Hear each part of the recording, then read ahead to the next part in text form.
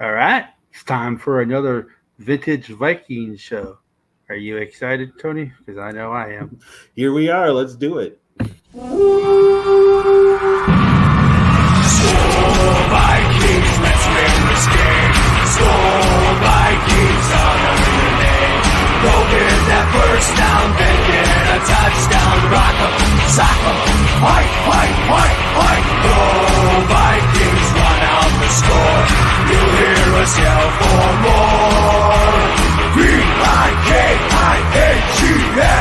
Skol Vikings, let's go.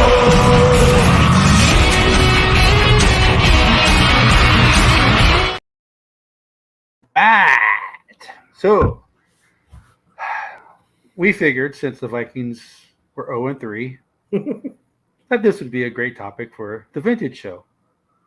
The worst seasons in Minnesota Vikings history. So starting out, the first 3 years were the worst. That was the only time the Vikings have ever had a 3-year stretch where they were below 500. So the first three records. So their inaugural year was 61. So 61, they were 3-11. 62, they were 2-11-1. And 1963, they were 5-8-1, but they still missed the playoffs only by one game. That's how bad the league was that year. They finished fourth at 5-8-1. So after that, they're pretty solid when it comes to far as losing seasons. But what are your thoughts on the first three seasons? And then, as they should be the worst 3 seasons in franchise history because it's the first 3 seasons they're around. Exactly. They were a new team, Yeah, expansion team. So you expect them, those first 3 years to be rough, especially the first two. And with the third year, they showed a little life. They drafted well. They got Paul Flatley that year, who was wide receiver, who was rookie of the year. So your starting backfield was Fran Tarkenton, Bill Brown, and Tommy Mason, and you were building an offensive line with Grady Alderman at left tackle and free agent Mick Tinglehoff, who you got in '62 at center. So you're starting to build a foundation there on offense, and on defense you had Jim Marshall, you had Rip Hawkins, you had there were a bunch of journeyman players, but yeah. they they They they you they know had a 20. It was a 20-round draft that year. right. Um, so Mason was the first pick. Mm-hmm. Rip Hawkins was second. Right. Targeton was third. Targeton was Tarkenton third. was yes. And the guy who no one ever talks about with the Purple People Eaters was the fourth-round pick in Larson.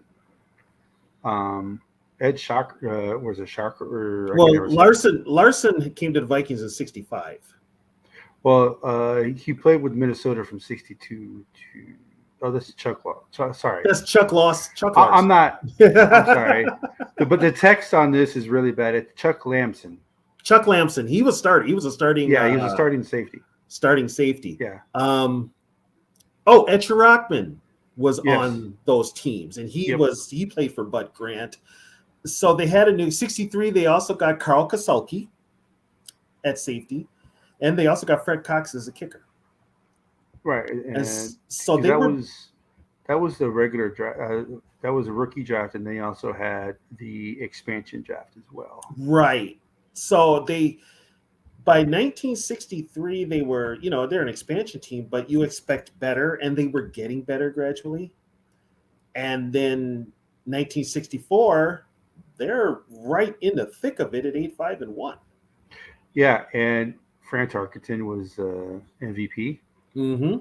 and then the year before '63, Paul Flatley was the rookie of the year. Yep, Paul Flatley was rookie year. I mentioned that. Yeah, Um, and and then then it's also in '64 they drafted Carl Eller out of the University of Minnesota, number one. '60. So '64 was their first winning season. Right. So, um, yeah, a lot of people don't. There's a lot of, and there's some great names on these draft picks.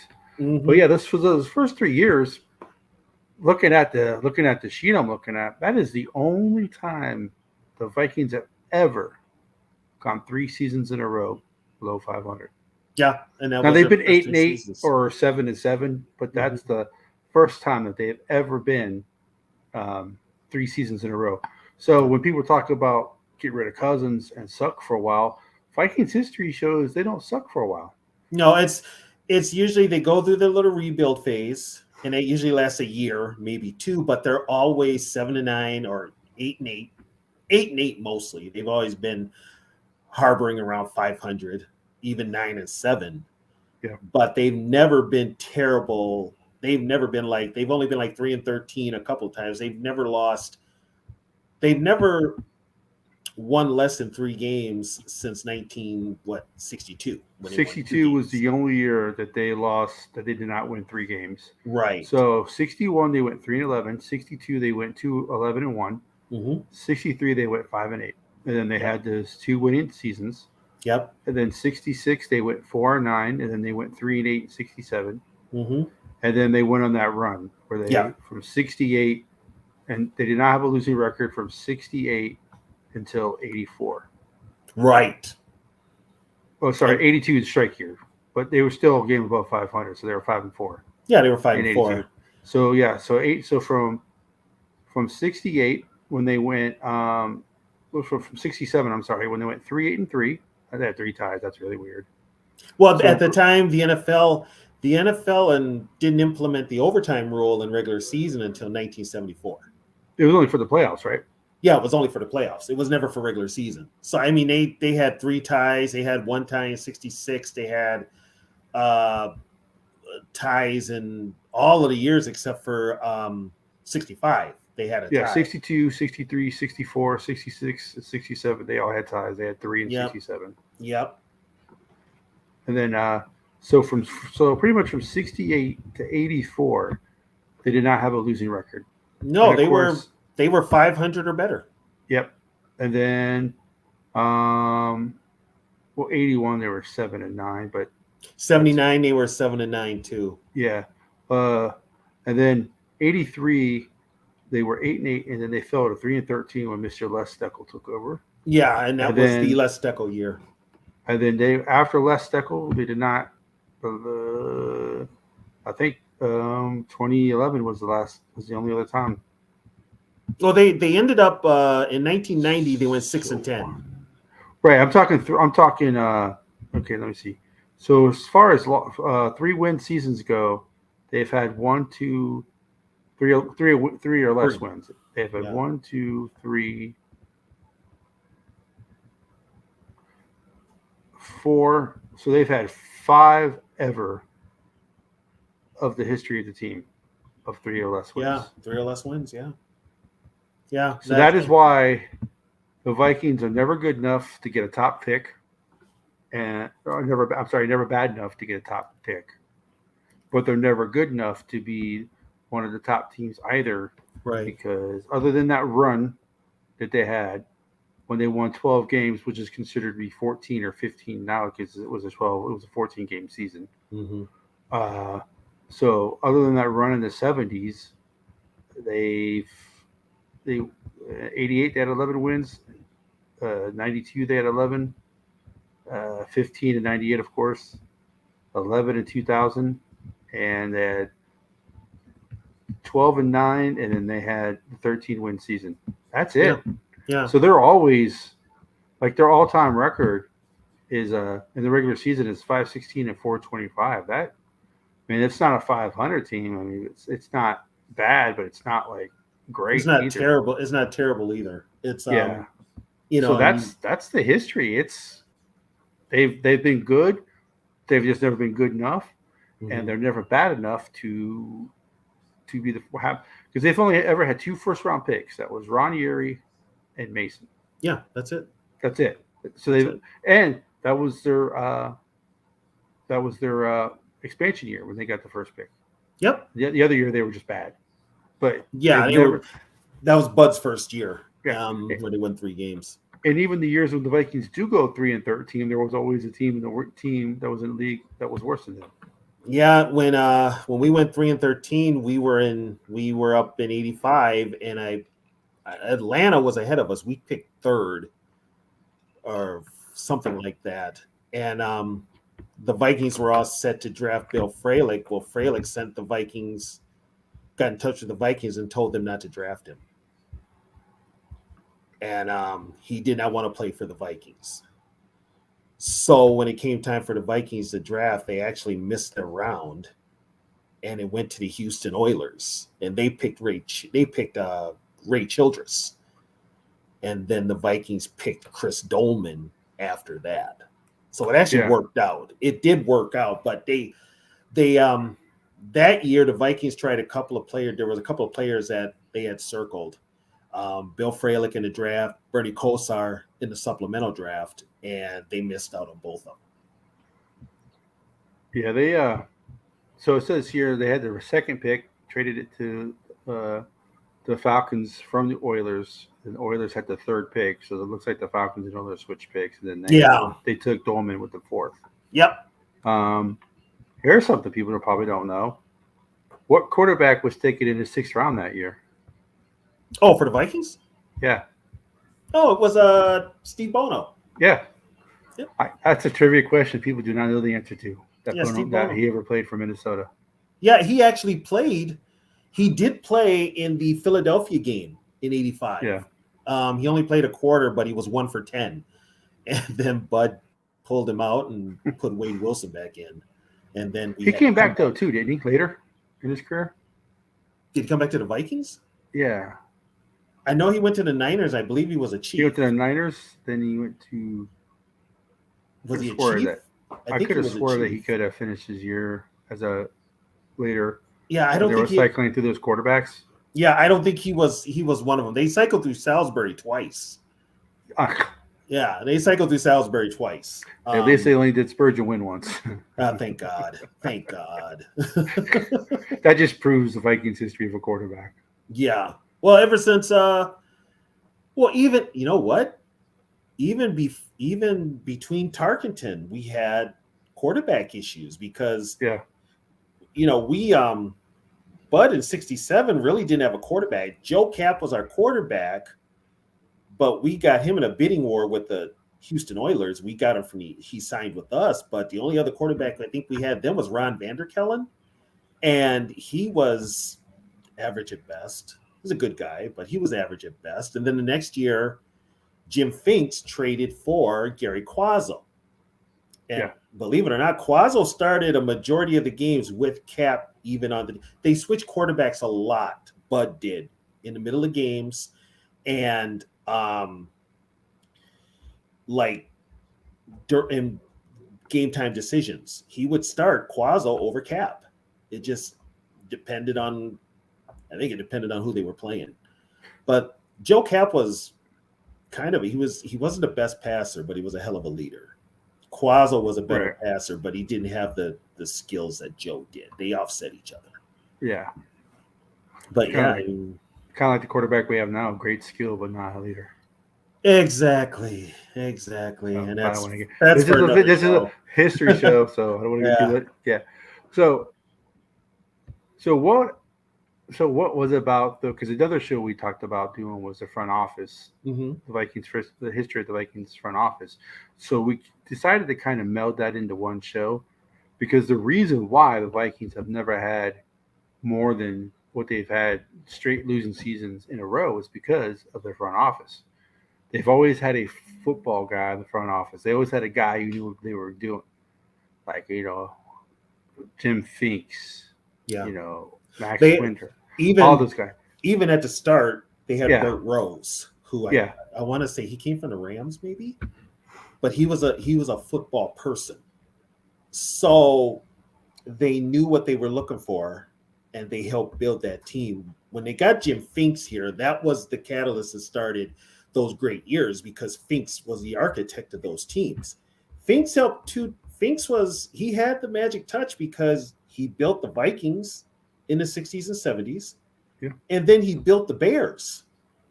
And not only the Bears, he helped the Cubs become contenders in Major League Baseball. And then he built the Saints. So he knew football. He really did. And we won't see guys like that anymore. It's too analytical nowadays. Everything is more analytics and stuff like that. So you're going to get what you got now. But Jim Finks was probably, I'm going to say Jim Finks is the best GM we've ever had. He built that defense that we have. He got Tarkenton back. He got Tarkenton back from the Giants in 72. He drafted well. He drafted Chuck Foreman. He drafted Ed White. He drafted Ron Erie, Alan Page, Clint Jones. The list goes on. He made the trade with the Redskins for Paul Krause because Otto Graham let Paul Krause go because he said he couldn't tackle. He signed Wally Hilgenberg. Wally Hilgenberg praised Jim Finks on his passing. Wally said that Jim Finks was very good to the Hilgenberg family because not only did he sign Wally to the Vikings, he drafted Jay Hilgenberg with the Bears, and then he drafted Joel Hilgenberg with the Saints.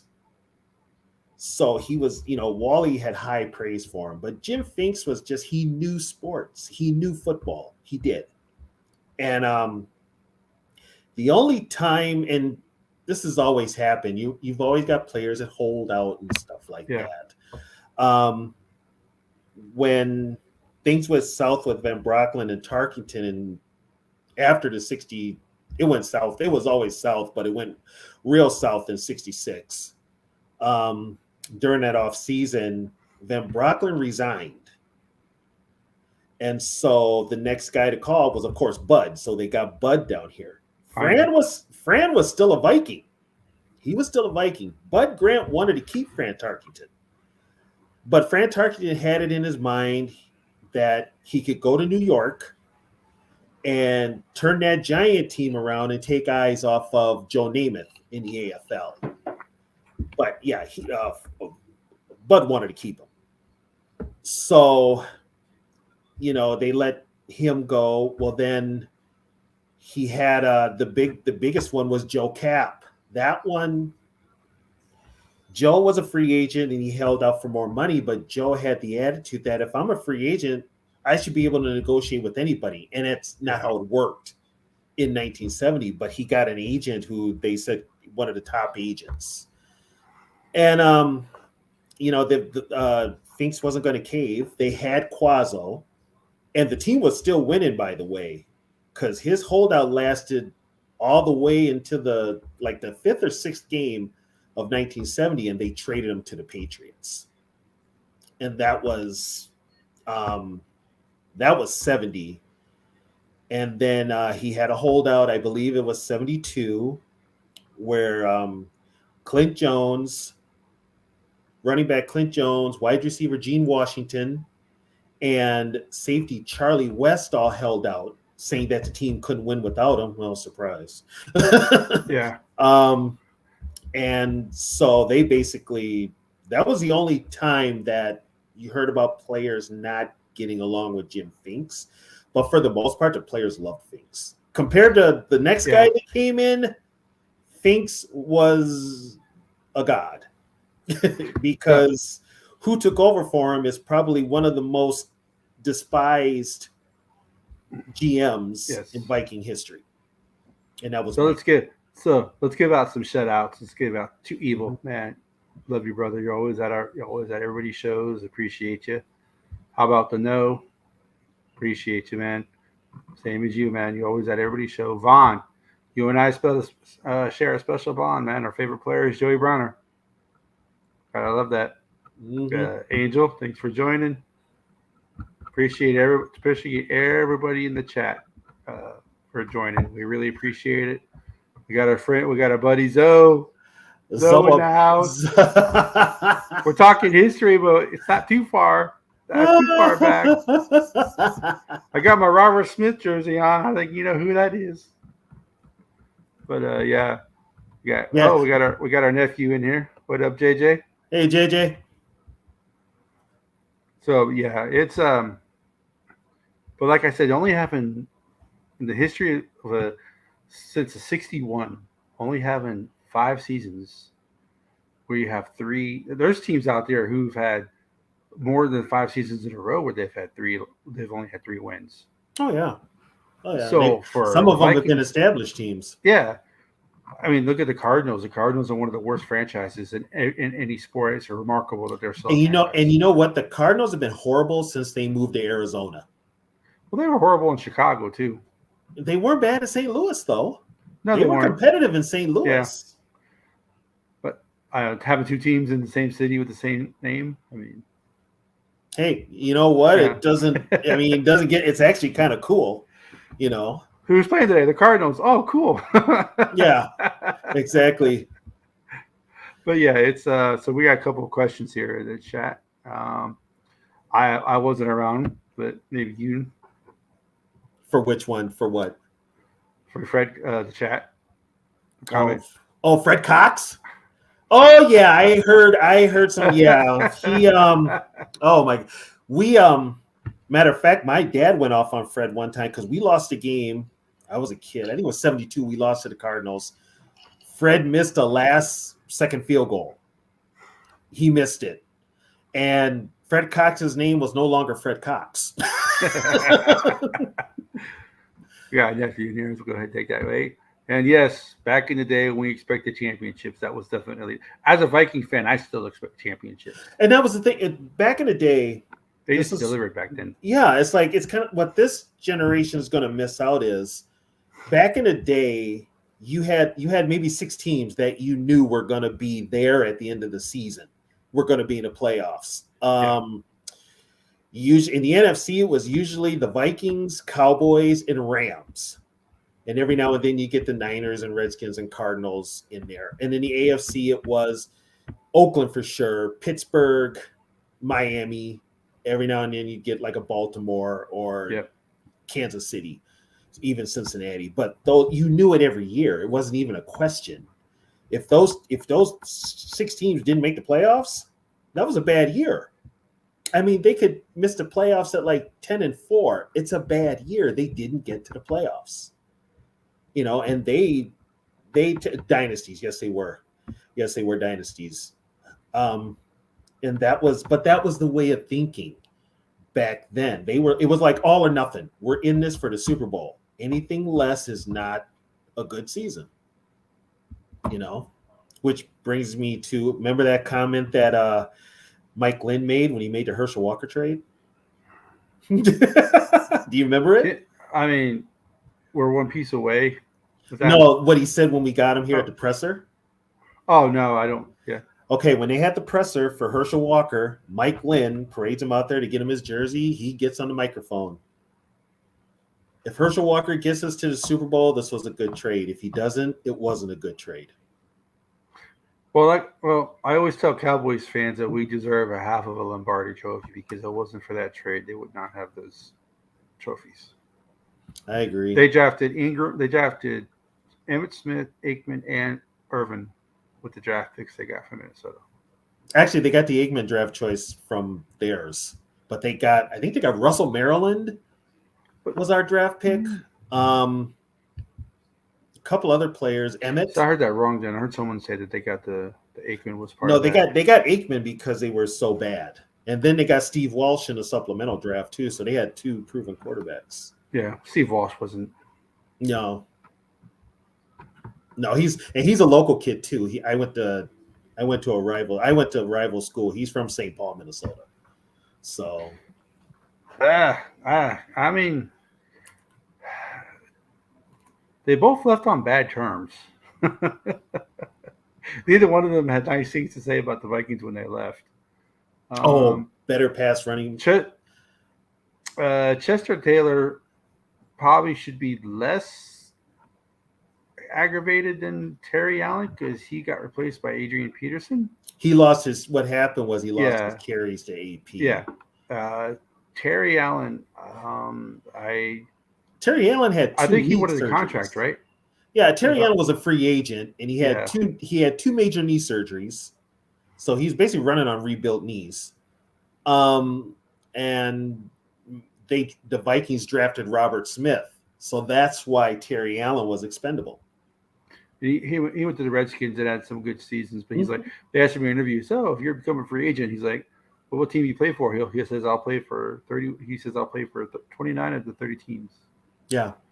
Yeah, he obviously he meant Minnesota. Yeah, he wasn't coming back to Minnesota. Well, and Denny had already made it that Robert Smith was going to be his guy.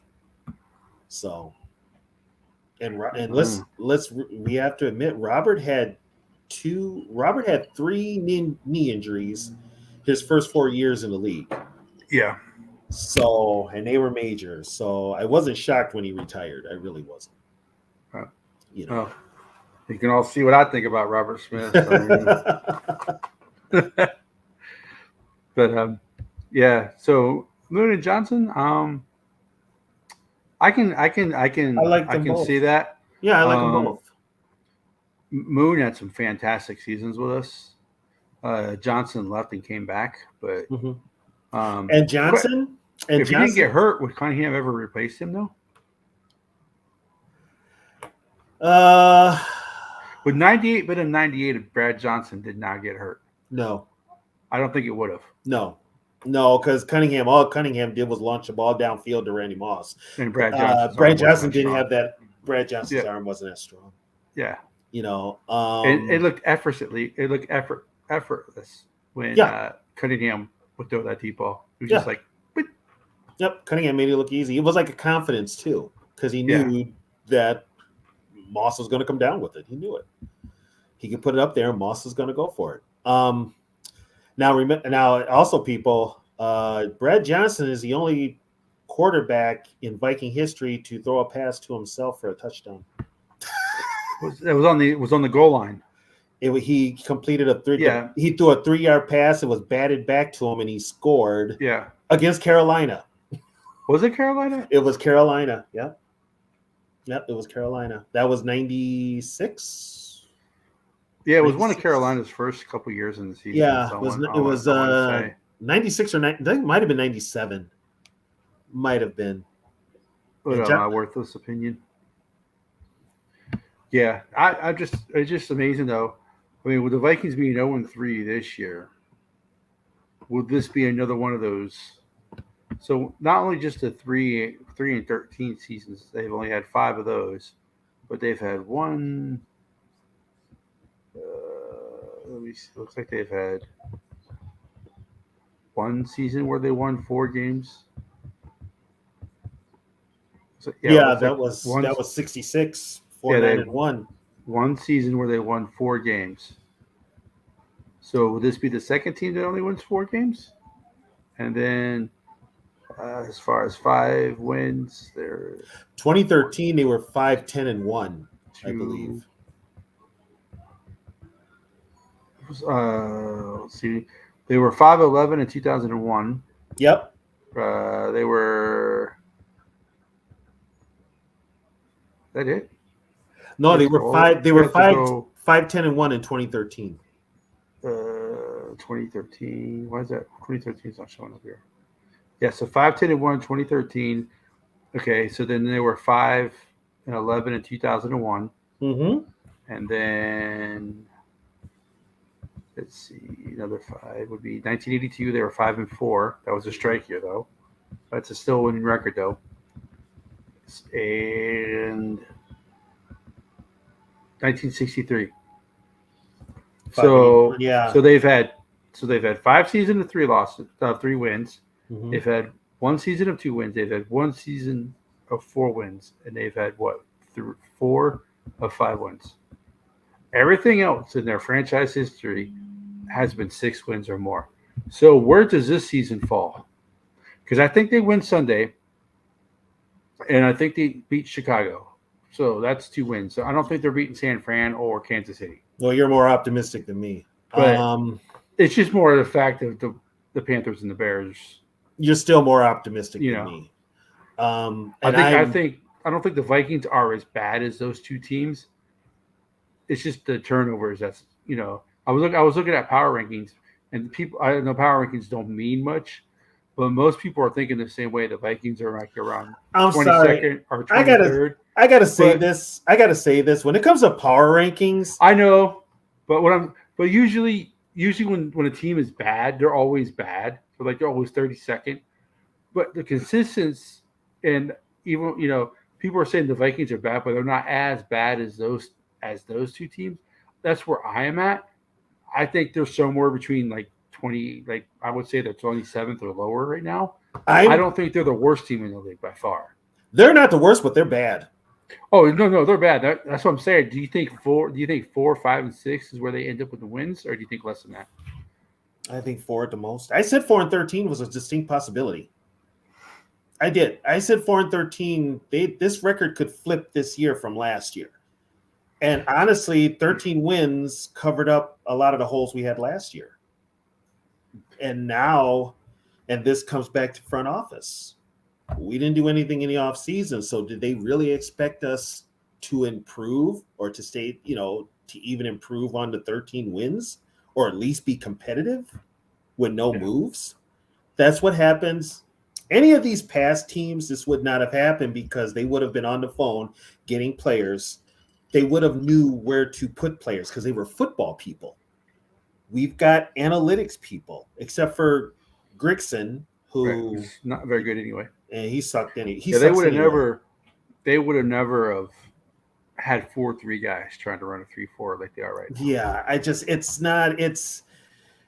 and to me, what happened was, and this is on ownership, they wanted to get so far away from what Zimmer did that they went the extreme opposite direction, and it's going to blow up in their faces. It is. But 4 wins maybe. I'm not high on this team. I'm not. I don't think they'll tank JJ. I just don't. They won't tank. The Wills will never tank, so that's out of the question. No. The players have too much. Anybody who says the players do not want to tank because they want to get paid. They want to make sure they have a job. So the players themselves are never going to take. The coach, if the front office wants a team to tank, the coach can tank by taking players out and putting the backups in. But the players themselves, they'll never tank. And that would really be bad for the Vikings because our backups are really dead. Yeah. Once you get to the second and third string, we're in trouble. Yeah. I think other than our backup tight end. And also, this is where it comes in. Well, because of the finger pointing's already started. I know that for a fact. There was a Doogie Wilson. I don't know if you watch his show. Yeah, he's the one that brought it up about Alexander Madison. People are like, other players on the team are like, I don't think that he's the one. He's a great guy. Everybody loves him. He's a great dude. Great guy to have in the locker room, but he ain't no Dalvin Cook as a one. Is pretty much what they were saying. And so if the players see that, what are the coaches looking at? That's the whole thing. It falls on coaching again. Well, is it the whole mentality? We can fix them because we're coaches.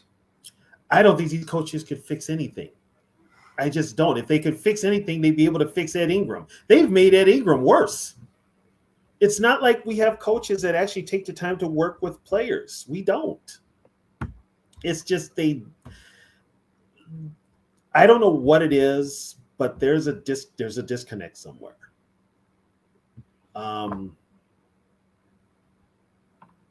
It's hard to say. With this team is like they're just like a ship out there without a captain. They're just out there in the ocean. Cunningham did throw a good ball. He really did. Yeah, and it was effortless. Yeah, he did. Jeff George did too. Jeff George was another one. So there were like 2 years there we had quarterbacks that could throw good balls. Good night, JJ. Have a good night. Have a good night, JJ. I kind of remember this, but I don't remember this all the way. Maybe you remember it more. I'm sure you do remember this more. Okay. Seeing how it's touchdown Tommy.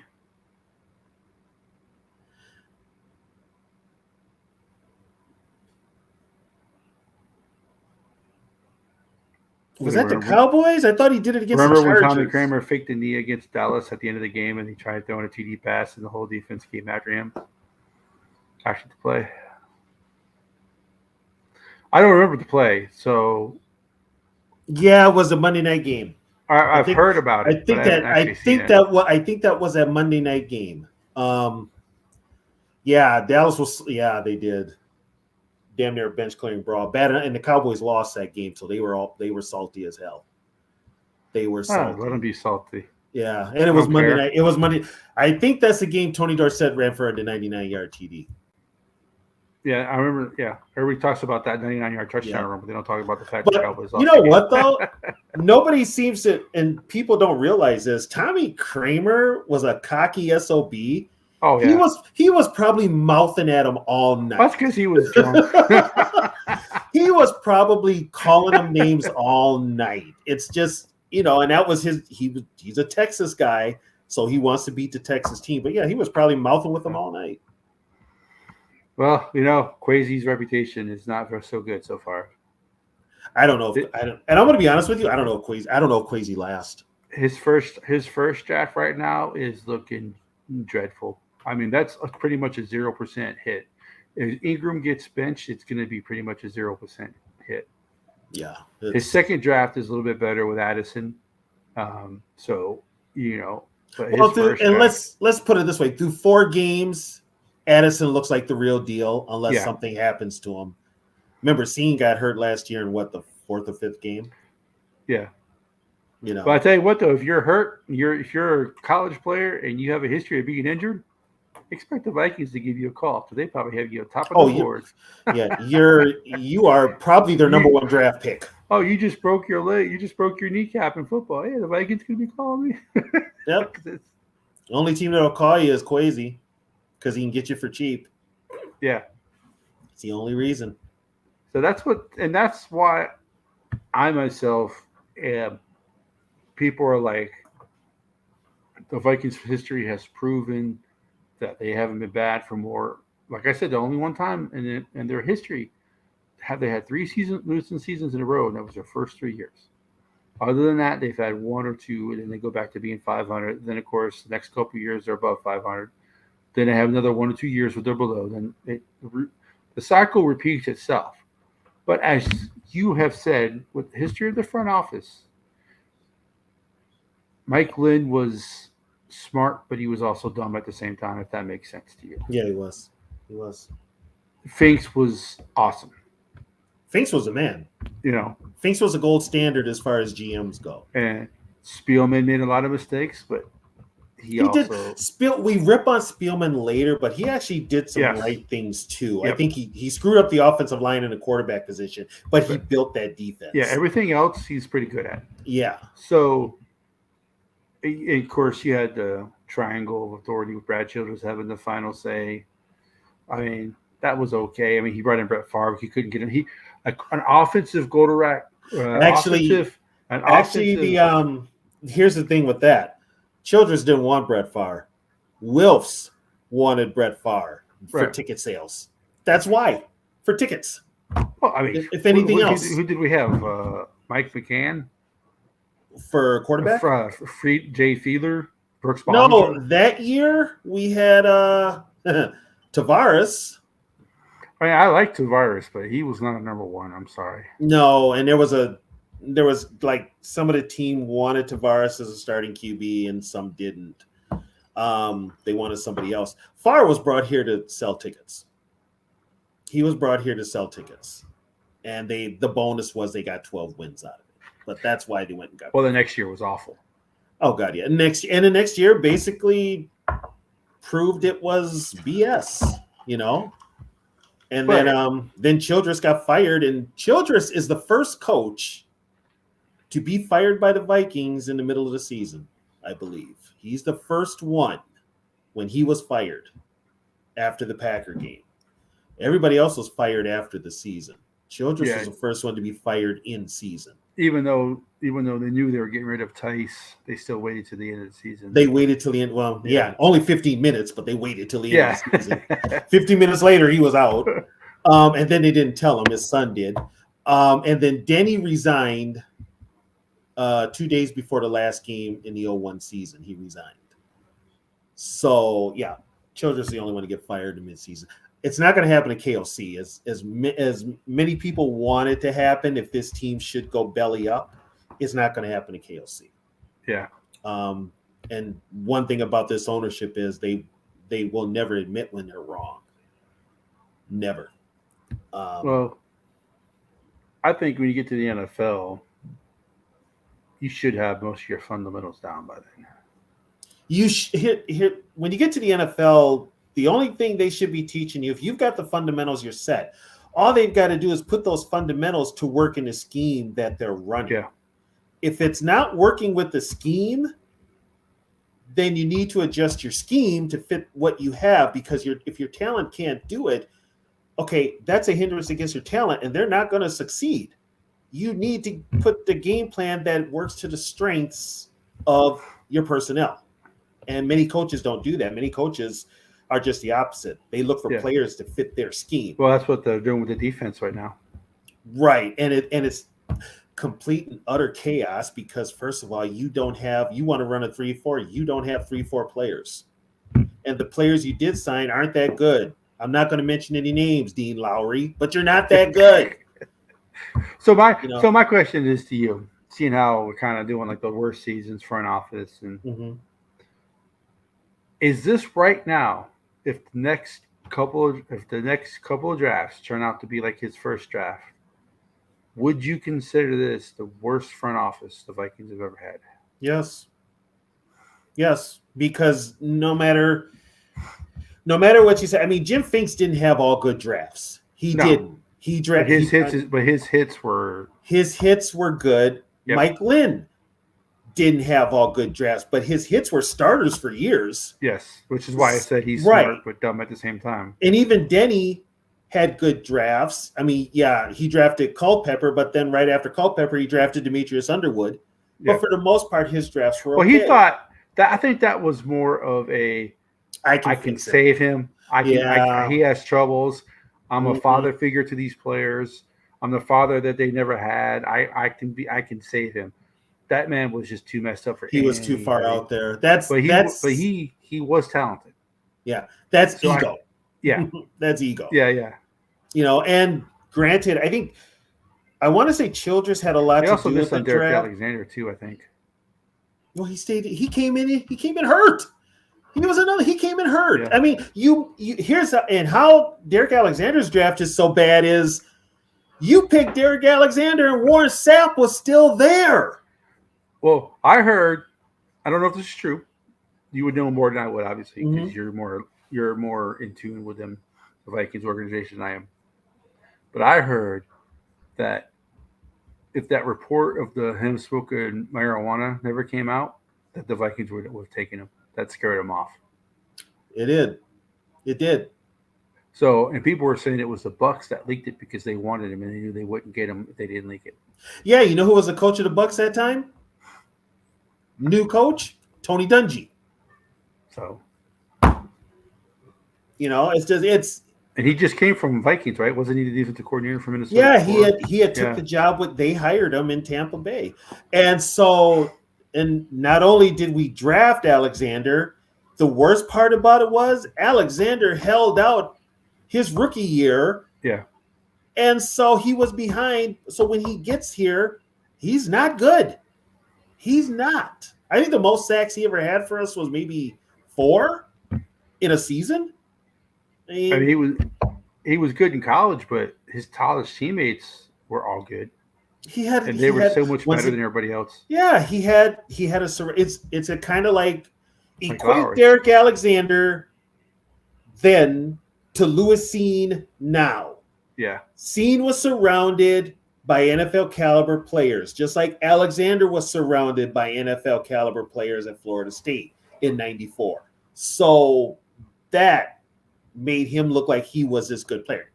He was average at best. And matter of fact, he ended up going to Cleveland in '99. He never played it down. He retired because of his back, but he had knee problems too. But yeah, I mean, and that was a bad draft choice. So everybody is going to miss on draft choices. This is a crapshoot. Well, it's a 50-50 proposition. Right. Even with these can't miss prospect quarterbacks. I mean, everybody thought Ryan Leaf and Peyton Manning would have the same career. Right. Okay. And now here's the thing. We've never really drafted a franchise quarterback except for Christian Ponder, and that miserably failed. But he wasn't supposed to play yet. He was supposed to sit. No, he was supposed to sit behind McNabb, and that McNabb was so awful. Yeah, and that went ass up. But I mean, Tarkenton was a 3rd-round draft choice. Kramer was a number 1, but he got to sit behind Tarkenton. actually Steve Dills, who we drafted in 79 at number 3. He ended up starting in 84. And then, but we've never, I mean, after Kramer, then Wilson, then Gannon was a free agent. Salisbury free agent, McMahon free agent, Moon was a trade, and we drafted Brad Johnson. But I mean, we've never drafted really a franchise quarterback. Never. Yeah, because what was it Kramer, Ponder, and Culpepper? That's it for first round quarterback. Yeah. Well, you know what? I think Culpepper was could have been labeled our franchise. Well, if he didn't get hurt, right? But I don't know. Back then, a knee injury is nothing like what it is now. Right. But they expected. I'm sure Denny expected Culpepper to learn from Randall. Yeah. But Randall sucked his next year. 99 was not good for Randall. Well, you know what? Dante looked terrible in preseason. He looked terrible in preseason. At least he played preseason. Yeah, and then luckily, that's another thing. What's his name had the wherewithal to sign Jeff George. Jeff George was toxic then. Nobody wanted him. And so Denny signs him. And he actually saved our season. Well, he took us to the playoffs. Yep, took us to the playoffs. You know, and he wanted to, of course, then again, he wanted to resign you for all that money. And then he's like, "No, you were good. We don't need you no more." Right. He was all set with Dante. Yeah. He was all set with Dante. And Dante benefited from Randy Moss. Yeah. Benefited from Randy Moss. So they did it wrong with this GM. One player and 2 drafts are good, and that's only because KOC had to beg for him to draft him. So definitely, like I said, as soon as Ingram gets benched, his first draft is definitely a bust. It's a bust. Right now, the second one is looking pretty good because they drafted Addison and they signed Pace. But was that Pace a B-Flow signing? Was it a KOC signing, or was it a Quasi signing? That's what we don't know. Pace? Yeah. He was a free agent signing. That's what I'm saying. But who stood on the table to sign it? That's what I mean. Flores. You know? Flores. It had to be. So I mean, so do we give Quasi credit for signing him, or do we give the coach who stood on the table? You know, so that's why going back to the Vikings have never had 3 years in a row where they've had 3 losing seasons in a row. That this front office, and as you said earlier when I asked you the question, is this the worst front office in Vikings history? That's what worries me. Vikings history says they won't be bad, but this front office is not like any other front office they've had. So that's what worries me. Here's a problem with that. You're going by history, right? Yeah. This ownership crew doesn't give a damn about Viking history. They don't. They're doing their own thing, but they're not paying attention to history at all. You can see that by who they put in the Ring of Honor and shit. It doesn't matter. They don't know shit about history. So what do? Common sense would tell you to sign somebody in your front office. If you're going to go with get rid of the GM, bring in a GM that at least knows the sport, has a proven track record of some sort, positive proven track record of some sort. Would they bring in someone like Bill Polian for a consultant, do you think? I'm not saying Bill Polian exact. I'm not saying Bill Polian. Somebody like a Bill Polian I would have brought in. Well, Ryan Poles was the guy, but he wasn't. He wanted to blow up the team. Well, he hasn't proven that he knows what he's doing either. Well, he got stuck with Justin Fields. I think that's what's holding him back. We'll see. But no, it's not Justin Fields, man. It's coaching. No, Justin, you're just bad, bro. No, Justin. You went to Ohio State and you suck. Deal with it. You suck. Bottom line, you can't. I mean, honestly. So, but Poles wanted to blow it up, and they let him do it in Chicago. Here, the Wilfs didn't want to do that. The Wilfs had that whole competitive rebuild, and it's biting us in the ass right now because we have to go full rebuild. As a Bears fan, though, I don't know if I want a full tear down because the Bears have proven they can go years without having a winning team. Yeah, but you know what? That all changed when they got the Super Bowl ring. So, yeah, they got the trophy. So Mick has something that I know you talk about a lot. The reason why they were so Oh God. Okay. Let's get to that. First of all, everybody knew that there was an impending strike in '87. Everybody knew it. So even before the strike was announced, there were NFL teams that were signing players to the so-called scab team. They started signing players. Not the Minnesota Vikings. Mike Lynn didn't start signing players until after the strike was announced. So while all the other teams have these players that they've brought in and they've had them on standby and everything, Mike Lynn really didn't put together a team until probably the 1 week was canceled, and we were supposed to play the Chiefs in Kansas City. And the Vikings were 2-0. They had just beat the Rams, and I think that Tuesday it was announced that the players were going on strike. So as soon as that happened, the rest of the teams that had, as they called them, scab players, I call them replacement players, they started practicing that day. The Vikings didn't start signing players, I think, until then. And so they brought them in, threw them together. I mean, our starting quarterback was a dude that hadn't played football since 1977, Tony Adams. He was 37 when we brought him in. And it was like the worst, it was the worst of the worst. I do remember, though, that some former Vikings had come back to be replacement players. Namely, I think one was John Turner, defensive back, and I think the other might have been Rufus Bess, another defensive back. I think they came back as replacement players. But, yeah, we went 0-3. We were like the worst replacement team in the NFL. We were just bad. And the starters that year weren't good enough to make up the shortcomings of the. No, and this is Jerry Burns for you. We had two quarterbacks. I forget who the other guy was, but it was Adams and another quarterback. They would alternate plays. Alternate plays. So Tony Adams gets one play, that other quarterback gets another, Adams gets another, and it was like, what are you doing? It was bad football. It was bad football all around. And the Vikings lost to Green Bay, and then they lost to Tampa Bay.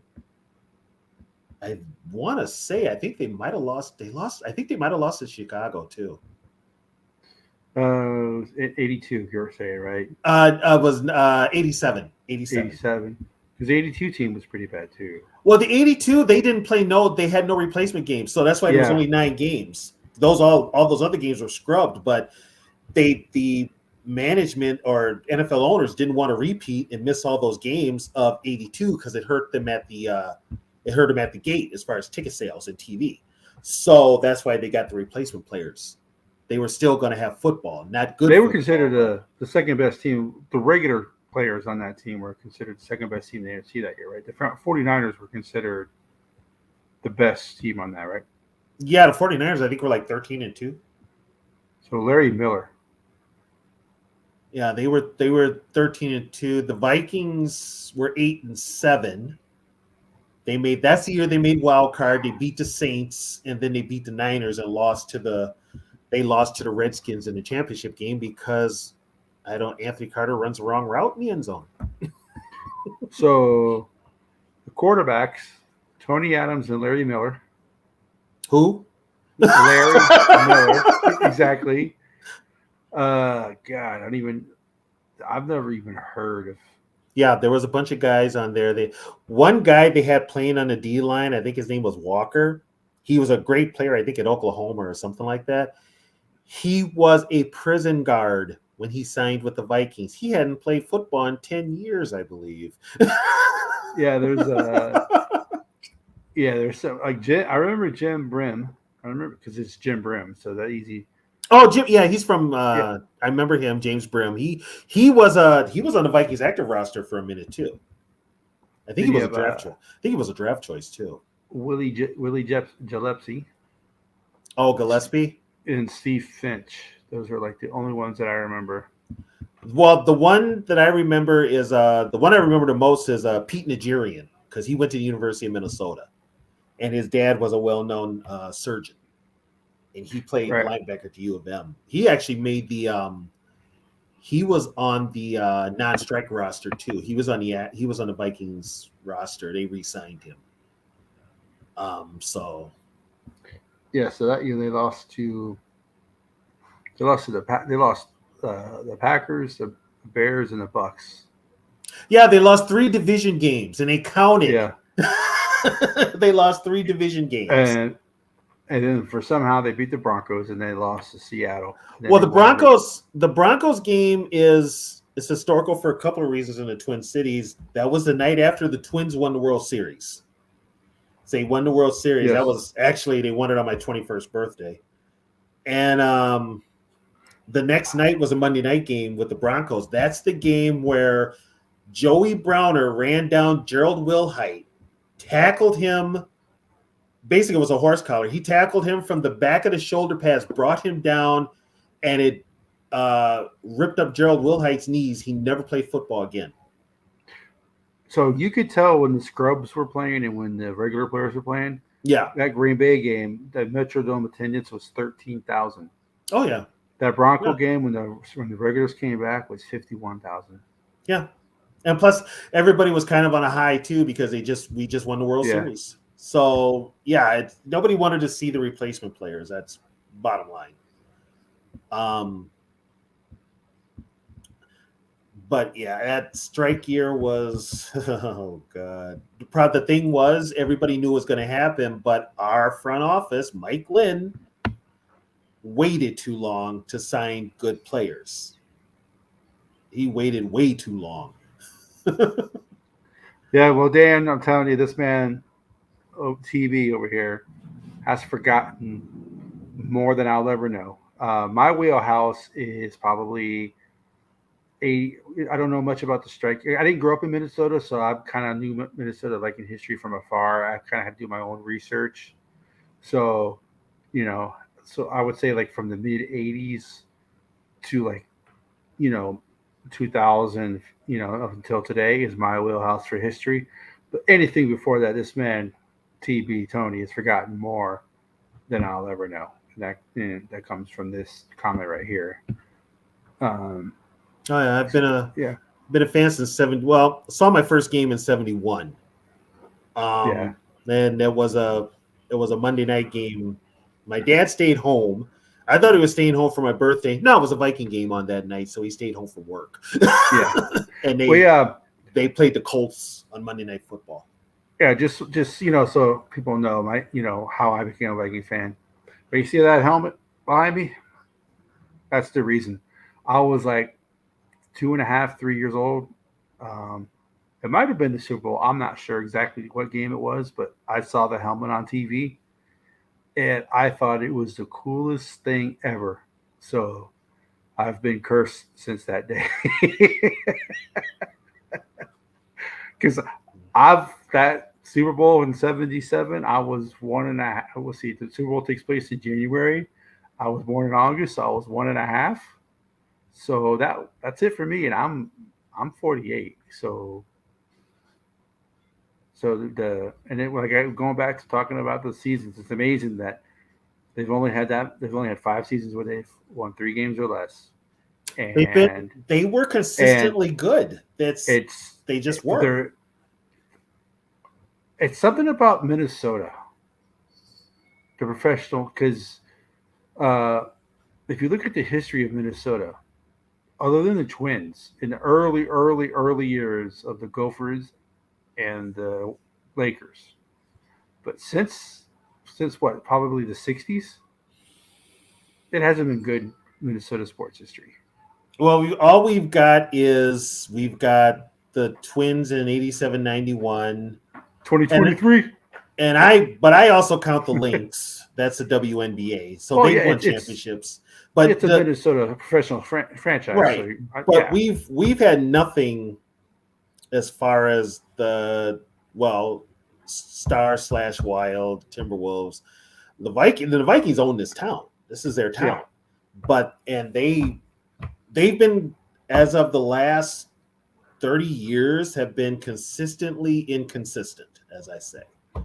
They're like a seesaw. One year they're up, next year they're down, next year they're in the middle, then they're up, then they're down. It's a vicious circle, as I say. Yeah, because if you look at the histories, it was weird when Zimmer was the head coach, because when Zimmer was the head coach, they'd be good one year. I mean, this is like, so they went 13-4, then they were 8-9, they were 7-9, they were 10-6, 8-7, 13-3, 8-8, 11-5, and then 2013, 2014 they were bad. Like I said, 2 bad years in a row. That's what they're good for a stretch. Then they have a couple bad years. In 2012 they were 10-6, and then they had 2 bad years in 2011, 2010, and then they had 3 straight years of winning record. Then they had 1 losing season. Then they had 3 straight years of winning records. Yeah. And then they had 2 losing seasons.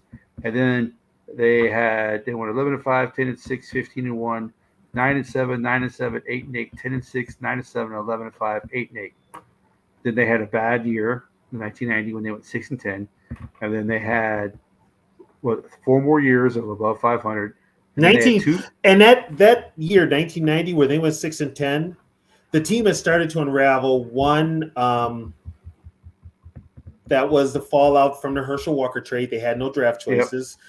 And then also Keith Millard, the all-pro defensive tackle, he got hurt in the 4th game of the year against Tampa Bay. They took a cheap shot on him. They high-lowed him and took him out at the knees. And then the Vikings were 1-6. Mike Lynn resigned. The GM resigned. He just up and quit and gave over ownership to, at that time, his next door neighbor, Roger Hedrick. But yeah, he quit. He resigned. Yeah, they actually went 1-7. They beat the Broncos. So so their only win in the first 6 weeks, first 8. They had to bye was week 7. Their only win in the first 8 weeks or 7 weeks of playing actual games was against the Saints. Yeah, they beat the Saints 32-3. Yeah. And guess who played quarterback that game for the Saints? Tommy Kramer. Oh, I forgot he played for the Saints. That's right. Tommy Kramer. Yeah, he played quarterback for the Saints in that game. Yep. Let's see. But did they sweep? I think they swept. Yeah, that's when they were bad. That's when the Packers were still bad, and they still get sweep the Packers. That's and even in the Packers' worst years, like the 80s, they would still sweep the Vikings. The Vikings, for some reason, couldn't beat the Packers in the 80s. They either split with them or they got swept by them. Good Lord. The NFC North was horrible. It was the Central then, but it was horrid that year. Which year? The Bears were 11-5. Everybody else was 6-10. Oh, 1990? Yeah. Yeah. It was a bad year. Oh man. That was the Rich Gannon and Herschel Walker, Anthony Carter. Ooh, Donald Igwe, Mr. Igwe Bike started out the season, but then he got that drug trafficking charge. Oh. So he had to leave, and that's when they brought in Fraud Reveas. Yep. So my man Joey Browner had 7 picks that year. Mm-hmm. Here's a name a lot of people don't remember. Leo Lewis. He's with that team for years.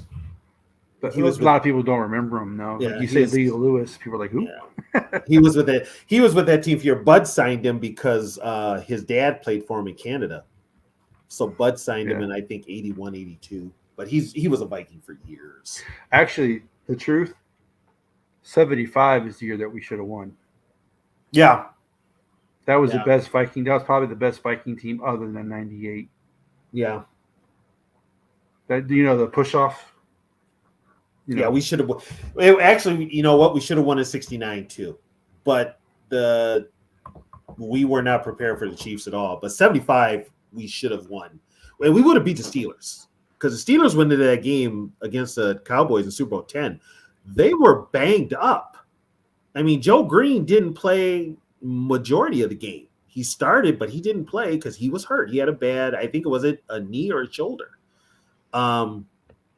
Webster was banged up. That offensive line was banged up, and they were, they could have been beat. Put it that way. 7. Well, yeah. I mean, any of those Super Bowls they should have won. That Raiders team was good. I'm not going to take nothing away from the Raiders. We were older, and when he put it this way, we had all the momentum when Fred McNeil blocked Ray Guy's punt, but after McClanahan fumbled at the goal line, the air went out. Whatever momentum we had was gone. It was gone. My whole thing then was, and Chuck Foreman brought this up on many interviews, because they always ask him, why didn't you get the ball at the goal line? He's like, I don't know. Coaches overthink it. And at that time, the coaches were Jerry Burns and Bud Grant. And like he said, you know what? If you really want to challenge, you challenge him. Because on the side that, I mean, at the fullback position where he was lined up, he would have went right behind Ed White and Ron Yeary, two All-Pros. He would have went right behind him. Instead, McClanahan went behind, and I'm not taking nothing away from him, but they weren't Riley and White. Steve Riley and Chuck Goodrum. So, yeah, well, in the okay, this is a kind of a two-pronged question. In the modern era of football, they were the first since the merger, the 1970 merger. The Raiders were the first in 1980. Before 1970, though, those 69 Chiefs were a wild card team in the AFL. And they, of course, won the Super Bowl. They ran the table. Yeah, Chuck should have, and Chuck still, to this day, is like, you should have given me the ball. You should have. Yeah. You know, and that just be, you don't know what it is. I mean, a lot of the times the coaches overthink things. Just give it to your studs. Just give it to your all-pros. You know, and like Chuck said, challenge them. You had Ed White. You had Ron Yeary. Challenge him. Stu Voigt was on that side. Challenge him. You know? I agree with you on that. Oh, yeah. I've never liked Cowboys since then. And Dan, I live in San Antonio, so it's really bad here. By the way, you live in San Antonio. How long have you been there? 6 years. Okay. You know the Vikings were rumored to be moving there, right? Yeah, because if you ever come to San Antonio, you will see Red McCombs dealerships everywhere. Yep. He wanted to move that team to San Antonio. And they had a thing to where you can only own so many dealerships. Mm-hmm. So even though he couldn't put his name on other ones, so there's other dealerships that he owned that's not called Red McCombs. Okay. So he owns so many dealerships around here. That man had so much money, but he was so cheap. Oh yeah, we know that. We know that from up here. Yeah. But he's beloved here. So Well, he's if you bring him up, the people that know he's kind of impartial, but everybody knows he wouldn't spend no money on the team. Yeah. So. And the Alamo Dome is okay. It's not. At the time they were talking about moving the Alamo Dome would be considered an NFL stadium. Yep. They're still trying to get an NFL team here, but Jerry's never going to allow that to happen. I keep telling people that in San Antonio. I said, Jerry doesn't mind an XFL team being here. He doesn't care about that, but he does not want an NFL team here. Right. So because this is a Dallas Cowboy fan, he knows that people have pride. They have more pride in the city of San Antonio than they do in Dallas, so they'll switch teams. He knows that. So that's why he'll never. I don't think the Houston Texans owners were allowed either, because we are exactly 4.5 hours away from each city. Okay, so you're right. And people are talking about Austin getting this. They're not going to allow Austin to have one either. So, you've got teams in Dallas and Houston. That's it. Yeah, that's it. They're not. So I love the people here in San Antonio, but they're not. We're not getting a team here. So yeah. Well, like I told people when the whole stadium thing was going down, this team was not moving. They weren't going to LA. They weren't moving. I can imagine. Oh man, yeah. They weren't moving because I mean, if everybody knew how the Rams got their stadium, there was no public money put in there. Yeah. Stan Kroenke paid for it out of his own pocket. So there's no way the Wilfs would have paid for the whole thing. The difference, I think, here though, by the way, some people were, when they're trying to build the stadium, they wanted the Wilfs, whoever built the stadium, they wanted them to put 100% of their own money into building the stadium. But yet they wanted the funds from the stadium as if it was a publicly built stadium. There ain't nobody in the world. You can't have it both ways. Yeah. Which, by the way, some people wanted it. Yeah, the stadium's paid up. Yeah. It was paid up before the first game of the year. Yeah. So that whatever money the Wills are getting now off that stadium is free and clear. It's Which paid is up. why they won all those concerts and everything there. Yeah. Well, they're supposed to get we're supposed to get a WrestleMania. Don't know if it'll happen, but they're supposed to get a WrestleMania like in a year or two. I don't know. I don't watch wrestling. So, I do. My brother-in-law is a former professional wrestler. He don't even watch wrestling. What's his name? But well, it's okay. Quite a few. He started off as Dusty Wolf because that's his name, but because of Dusty Rhodes, they made Dusty him change Rhodes, his they name changed his Dale name, yeah. to Dale Wolf. So he Okay, wrestled I pretty know. much, and he I- wore the Texas yeah. jacket with San Antonio on the back. I know who he is. Yeah. And then he actually played. He actually played Doink the Clown after the original guy left. When they had like the He was the revolving second. door. He was the second Doink. Yeah, I remember. When they had the now. revolving door of Doink the Clown. Yeah, He yeah. played Doink. He still does signings today, dressed up as Doink. Oh, does he? Yeah. So Okay. Yeah, And I they know what actually- you're talking about. they actually did a documentary on him. Oh God, and a couple other wrestlers. Hmm. And so when Disney bought the WWE station, Yeah.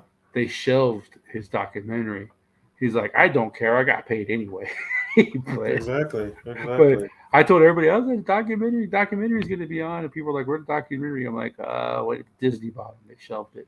Yeah. So, Well, but there no, and it's interesting because he's now a professor. So he actually went to school and got it. But most of those Mhm. people, they are so messed up from drugs, and they're so beat up. Yeah. So, and they don't have, like the NFL, at least you have a health plan when you're 4 years in. After 4 years, you get the medical. I was told just to get a pension from the NFL, I think you have to be in the league 7. I think you have to have 7 years. Well, you can wrestle for 20 years and not get anything. Right. Yeah. Right. Because you're labeled an independent contractor, Yeah. which basically, let's face it, the only wrestling was Vince McMahon. Yeah. That's how he got out of paying everybody any kind of insurance. Yeah. So they want to have a WrestleMania up here, which I mean, there's 2 former Vikings that are in WWE right now, and they're big names. So the Wills will make money off of that. They'll make a ton of money off of that. Yeah, was it Roman Reigns and Brock? Yeah, Roman Reigns and Brock. Neither one of them were good at football. Well, they're good enough to. Well, I mean, I wouldn't say they're awful, but they're not good enough to play in the NFL. Well, I guess. Roman, what happened with Roman was he came to the Vikings and they did the physical on him and everything. So he was on the team. Well, they ran the test, and that's where they found out he had cancer. It was the Viking doctors that discovered it. So he's been indebted to the Vikings for years because he's got leukemia. Yeah. So, and with Brock, now here's the thing with Brock. The Viking coaches didn't take the time to work with him. Yeah. He had the strength, he had the tool, he had the quickness. But they didn't take the time to work with them. And What was that? 2004, 04. 5? Yeah. 04. And it ain't like we had stellar off defensive linemen either. I mean, You could use them right now. Yeah, exactly. Exactly. But it's like and that was a case where he showed he had some wheels, he could play. You just had to refine it a little. And once again, coaches didn't do it. They went with, and I'm going to put this out there for people because a lot of people are like, well, coaching this, coaching that. Most of these coaches, how a lot of these players get into the NFL is not their ability, it's who they know. It is really what coaches know them, what front office personnel know them. It's got a lot to do, especially with the backups. It's got more to do with who they're connected to than their actual ability. That's just truth. So, and that's even with the past Vikings. I mean, even Bud signed a lot of players he was familiar with in Canada. They didn't stay, but players that he signed, players that worked with him left and came back. That goes back. Yeah. That goes back to I don't want to call it this, but to be honest with you, it pisses me off. But the sham of the Rooney Rule, it had good intentions, but like anything else that has good intentions, it ends up being a sham. that goes back to the more of who you know, the recycled head coaches. They know people in the league and stuff like. I mean, I'm that gonna. I I that to me is some things need to change. That's one of them. I guess understand. guess who has skirted the Rooney Rule the most? Probably us. Put it this, and it goes right back to when they fired Mike Tice. Okay, when the Wilfs fired Mike Tice 15 minutes after the last game of the 2005 season, they had already been in touch with Brad Childress in Philadelphia. Yeah. Childress was on his way to Minneapolis when they fired Mike Tice. He was on a plane coming to Minneapolis. Childress gets here. They put him up in a hotel. Childress tells him point blank, okay, this is what I want. He lays it out for him, and he tells him, if you guys don't give me what I want, I'm going to Green Bay, and they're going to give me everything I want. So he basically, the Wilfs panicked, big time panicked. Once again, they're not football people. They panicked. So here's what they did. They held Brad Childress in that hotel for like 4 days. Cloak and dagger. Cloak and dagger. Just so they could interview Ted Cottrell for the head coaching job that they knew they weren't going to give him to appease the Rooney Rule. And that was they interviewed him on like Tuesday, and then that Thursday night they announced that Brad Childress was going to be the head coach of the Minnesota Vikings, the new head coach. And nobody knew he was even in town. Nobody knew he was in town. They're like, well, how because when did they talk to him? They didn't even announce his name. And so next thing you know, Childress is here, and that had to be the most. If you think Kevin O'Connell's pressers are hard to listen to, oh my God. We got this kick-ass offense. We're going to go up and down the field on these guys. Don't question me. I know it. I'm a genius. Out there, you question my offensive proclivity as a play caller or as a GM. I know what I'm doing. I'm God. You're not.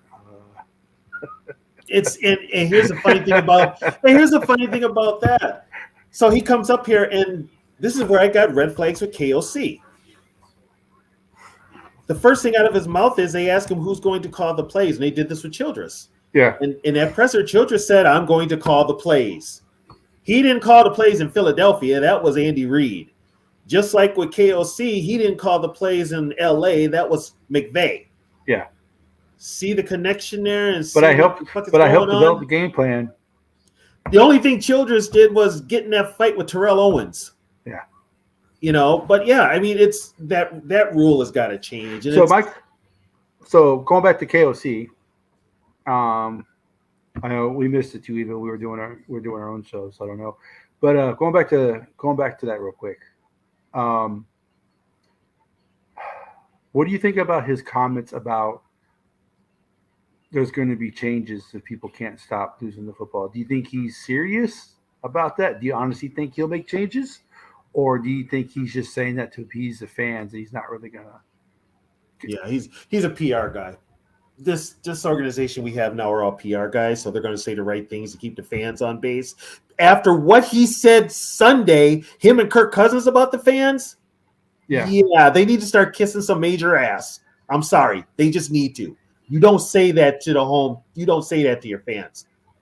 You don't. And I've already went off on Kirk about it. 12 years in the league, and you can't handle a crowd noise. Yeah, get the fuck out of here. But no, here's the thing, though. If you really want to change things, KOC needs to look in the mirror. Well, another thing about that comment, real quick. I know we're talking about Vikings history. We'll get back to that in a second. Kirk Cousins says, well, I couldn't hear him call the play. But the play that I called ended up being the play that he would have called. It still doesn't make it a good play. Why? Because you threw to your tight end. Which, don't get me wrong, I love I like Hawkinson. He's made a couple of mistakes, but hey, it happens. But you have number 18 on this team. Why in the hell do they not throw him in the red zone? I got one better for you, and I'm going to go off on this. Between that pass and that completion, when you couldn't hear KLC, why the hell didn't you spike the damn ball? Stop the damn clock. That was another thing. That was another thing I was going to say is if you're not sure, spike it. It's football 101. Any friggin' person, anybody that plays quarterback knows when time is running down, you don't have time or timeouts, spike the damn ball. It's not rocket science, but yet Kirk Cousins, and this is where I get on Kirk, throw out the yards, throw out how pretty of a pass he throws and all that other bullshit, excuse my language. It comes down to leadership. And if you couldn't hear what was being sent in, you get that damn offense up to the line, you hurry up, you snap the ball, and you spike the ball. You still got time to get the play. Not only that, if he would have spiked the ball, they had time for 2 plays because there was like 24 seconds left. Right. Regardless, they still had time. They wasted 14 seconds. As a veteran quarterback, which Kirk is, how many years in the league? Too many. 12, I think. 12 years. You should know right away. Your brain should be telling you, get up here, spike the ball, spike the ball, spike the ball. You and I have talked, off air, on air, when we first started this thing, you and I were opposite spectrums on Cousins. You're like, we can't with him. I'm like, well, if you put the right stuff around him, we can win. We can win with him. I no longer believe that. But the way that he's playing this year, yes, he's got more passing yards this year. He's on pace for 6,100 yards, whatever Dave says. Yeah, we're also I don't care. We're also I don't for care. 4 wins. I don't care. Yeah, it doesn't matter. Only thing he's doing now is padding his stats for his resume when he goes to another team. And his age is going to make it hard to sign him. Right. Now, if he was younger, if he was 24, 25, okay, coach him up. You can change some of those things. But he is what he is, man. He's 35. He's not gonna change anything. What you've got with Kirk is all you're going to have with Kirk. This is Kirk now. Yeah. You can't change him. You can't mold. Kirk is who he is. Now, he's too old. Is it 100% his fault? No. No. The organization is to blame for that because they're not putting the pieces around. Here's the problem. And like I've said before, which people just don't get it. Use your brain, people. If you know football, you know this. You know what Kirk Cousins is good at. As a coach, you should know what he's good at. So what do? You put a game plan around him that works to his strengths, not his weaknesses. You put a game plan to that. But once again, you have coaches that are like, okay, in my game plan, he'll succeed, blah, blah, blah, blah, blah. Yeah, in your game plan, he's getting his ass kicked every Sunday because your offensive line sucks. I remember an interview with TB12, and they're like, oh, you're the best score, you're the GOAT, you're the best ever, and they're like, you're really, they're like, you're really, what makes you good? What are you good at? He goes, I'm good at the play action, because there's very few quarterbacks that can do a play action, turn their back to the defense, turn around and make a great play. And then the interview goes, well, are you the best at it? He goes, no. He goes, that guy in Minnesota is the best play action quarterback in the NFL. How often do they run the play action? If you don't run the ball like you did the first couple of games, you can't do a play action. And you know what? He killed the Chargers on play action. They went away from. I know you can't do play action every play. I get that, but that falls on coaching. They stopped running tight end screens, thank God. But now they don't run the play action enough. When granted, okay, some of it might be the offensive line, but if they take away, what is the one thing that Reisner is good at? Pass blocking. He's not very good at run blocking, and he's not very good. Ingram. If you could take Ingram's run blocking and Reisner's pass blocking, you'd have a great guard. Problem is Ingram is so bad at pass blocking that you can't have him. You can't keep him in there, even though his run blocking is Ingram's is just all around bad. Period. Right. Even in run blocking. Well, they're both bad, but his run blocking grade's better than his pass blocking grade. Which because it's easier to run block than it is. To which pass if I'm KOC, and this is a problem I have with KOC, run the damn ball. Yeah. You keep signing running backs. What the hell are you doing with them? Run the damn ball. It's not rocket science. To me, KOC, and this is where I'm going to go on my little rant here. KOC is not ready for this job. He's not. He never called a play in his NFL career. He was never offensive coordinator. He's always been a quarterback's coach. Okay? Guess what? It doesn't mean you're a good offensive coordinator, a la Brad Childress. Yeah. So and the Vikings, like I said, they went from one extreme to the other. They really hired KOC because he's a nice guy. I'm like, no, I'm sorry. Give me a coach that's going to kick these sorry players in their ass, because right now they're playing with no enthusiasm. They're playing with no fire. They're just out there. Yeah. It's almost like they're just playing out the string. You kind of get that feeling.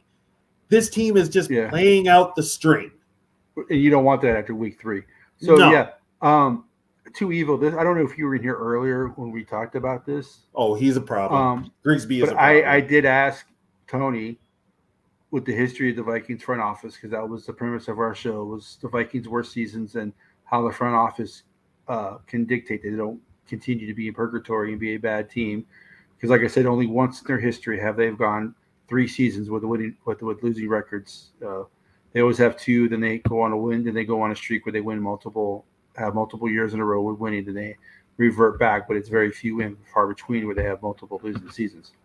But they have always had a good front office. And the reason they were bad was because they tore it down as much as they could to bring it back up.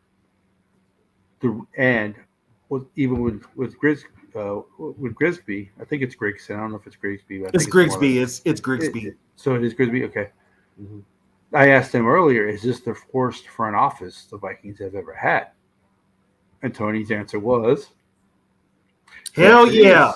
And the reason why it is because they only have one football guy, and the one football guy they have sucks. The one football guy they have caused one of the best quarterbacks ever to retire because he got tired of getting hit. So, and I know Grigsby wants Kwesi to fail because he wants his job. So, I don't want either one of them. If Kwesi, I'll give Kwesi one more year with his draft. Because, like you said, crapshoot's 50-50, but if you have one draft where everybody misses, and then your next draft you only have one guy so far that's done anything. That's a flop. That's a flop. You know, and then if your third year, you only have, so let's say in 3 drafts you only have 2 guys that contribute. That's not a very good record as a GM. So I'll give Kwesi one more year, and his free agent sightings have not been very good either. You signed Davenport, a guy who's been injured, who has a laissez-faire attitude in interviews, who doesn't seem like he ever wants to get on the field, like he's stealing money from the Wilfs right now. He is. He literally is. I am not very happy with it. This is probably the most disappointed I've ever been with this team's front office. I've always had faith in this team's front office. They would make the right moves. Right now, I am not so sure. I don't trust this front office at all. I don't trust this front office at all. Mateo, what's up? Yeah, you're right. What up, Mateo? You're right, Mateo. He's an analytics guy. He's not a football guy. And this is the first time in Viking history that we've literally had nobody with football experience in the front office. The first time. Grigsby was brought in by Kwesi. Yeah. So right now, that whole committee thing that they said they were going to do, basically they're listening to Grigsby because the guys that are there don't know football, and that's the problem. That's the problem. And KOC, I know a lot of fans like him. A lot of fans are like, I'm going to give him a chance, blah, blah, blah. Nah, I'm done with you, dude. I'm done. Your play calling sucks. This team is not prepared on Sundays. You're Yeah. you might be a great guy, but you're terrible as a coach. 10 I'm ready to days move off. on. 10 days off, and you come out looking like that. 10 days off. Yes. You can say what you want about Zimmer, but when the Vikings had a bye week or they played on a Thursday night and the next week, they were always They were always almost pretty. They hardly ever lost a bye week coming back from bye week with Zimmer. Yeah. Yeah. This team is too soft. Yeah. This team, I've said it, and I said it last year, and I said it that this team is too soft, especially on the offensive line and defensive line. So going to this question, to Evil, the one thing that I would change in the organization right now is somebody to get in the Wilf's ear, give them a big swift kick in the ass, and say, hey, it's okay to rebuild. You don't got to be good every year. The Vikings fans are not going anywhere. That would be my one change. It's going to take, in order for Viking fans to stop going to the game, it's going to take something drastic. Yeah. And to be honest, you're going to get your fans that are regardless, they're going to cheer. I mean, you've got fans right now that are defending what KOC and Kirk said. You're defending them. Yeah. You've got others that are like, I'm done with this team after that. How the hell are you going to call out the fans? Your fans at that. Okay, guess what? You got Kansas City coming up here in 2 weeks, and they travel great. And there's a bunch of friggin' Chiefs fans here in the Twin Cities, and I'm sure they all got tickets. Are you going to bitch then when it's too loud? Really? Yeah. It's like, give me a damn break. We will never know, Mateo, because he didn't have the financial to do it. I was so excited when Clancy bought this team. I was so excited. He didn't have the money. I forget who there was, like, because there was a gang of 10 as far as owners went. I think 5 owners were on board with Clancy. 5 were on board with it was Polad. It was Carl Polad's group. Yeah. And it ended up being Red McCombs. And he had the third best offer, but it ended up being Red McCombs. But yeah, I was excited for Tom Clancy to take this. It is amazing how it would have turned out with him being the owner. It would have been better than Red McCombs, I can tell you that. Yeah. And as far as the Wilfs are making bank. I'm just gonna put it that they're making bank. The Vikings franchise is what, 10th in the NFL right now? Yeah. Because of their stadium, their value. Mm-hmm. That, and they got the hotels. They built up TCO. Put it this way, they've got like 4 football fields out there, and they let the high schools play at like the big field, but they make the high school. It's pretty high for a high school to pay there. This is a high school, that they're charging an exorbitant amount of money to play in that stadium. It's like, really, you can't. You got 4. You can't let schools out there. Come on.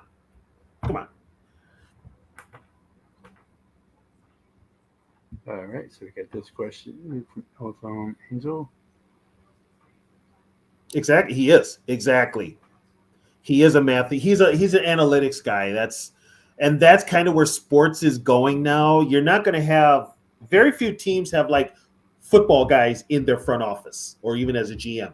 They're going analytics. They're going kind of like, how do we improve our bottom dollar is what they're going with. So they're looking at everything outside of football, but when it comes to the team and the game and the players that they're putting on the field, they can put subpar on the field because guess what? They promote the hell out of this league and people are going to watch regardless. Yeah. Regardless. And it's like Madden. Exactly. Football game, it sucks. It's awful. It's one of the worst. It's one of the worst video games out there. You call yourself a simulation, but your quarterback can run backwards 20 yards and throw the ball 80 yards. That's unfortunately, you've got a generation now that grew up on Madden, so they expect their real football. To be Madden. Yeah, and that's an issue. So as long as it has the NFL shield on it, it's going to sell. Oh, and okay. Also, people, I'm going to put this out there. When these teams tell you they're losing money, never believe it.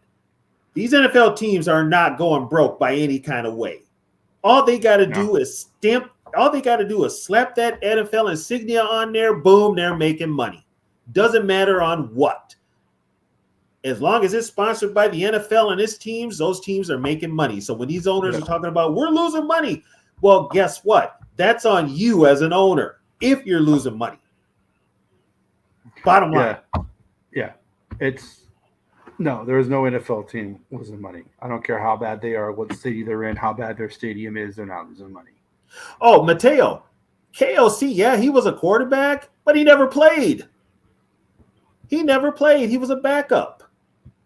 Matter of fact, Belichick said he's a better coach. He'll probably be a better coach than he is a quarterback. I think Belichick said that. So, I don't know. And that coach thing, and he got the job because basically Viking ownership panicked, especially with the Harbaugh. The Harbaugh thing fell through, and they panicked because he had already told the Vikings. They were, the Rams were getting ready for the Super Bowl. He was not going to talk about their head coach opening. And then all of a sudden it fell through with Harbaugh. Next thing you know, 15 minutes later, the Vikings brass PR department says they're all in on O'Connell. So, which goes back to what we were talking about earlier with the front office. And the owner, I guess you can include ownership in that. Technically, in some ways, the Wolves are the best owners the Vikings have ever had. But some ways they're a detriment to the team. Well, I mean, as far as like the facilities and player health, taking care of the players and stuff like that, they are the best owners. The Wolves in this modern era, the best ones we've had. But here was the thing though. Max Winter and his group owned the team up until like the 80s. Yeah, when they the owned 10 took over. Yeah. But you never saw Max. Who was Winter. in the Gang of 10, by the way? Does anybody really know all 10? Hedrick, I know Carol Sperry. She owned Sperry. Like Sperry was Sperry Univac, Sperry Unisys, Sperry Corporation.